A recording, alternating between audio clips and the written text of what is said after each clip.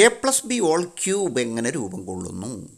A plus B നീളത്തിലും A plus B വീതിയിലും A plus B ഉയരത്തിലുമുള്ള ഒരു സമചതുരക്കട്ട രൂപം കൊള്ളുന്നത് ഇങ്ങനെയാണ്. 8 ചതുരക്കട്ടകളിൽ 2 എണ്ണം ക്യൂബാണ്. എ നീളം വീതി ഉയരമുള്ള എ ക്യൂബാണ് റോസ്. ബി നീളം വീതി ഉയരമുള്ള ബി ക്യൂബ് ഓറഞ്ച്. എ നീളവും എ വീതിയും ബി ഉയരവുമുള്ള 3 എണ്ണം. അപ്പോൾ എ സ്ക്വയർ ബി 3 എണ്ണം. എ നീളവും ബി വീതി ബി ഉയരവുമുള്ള എ ബി സ്ക്വയർ 3 എണ്ണം.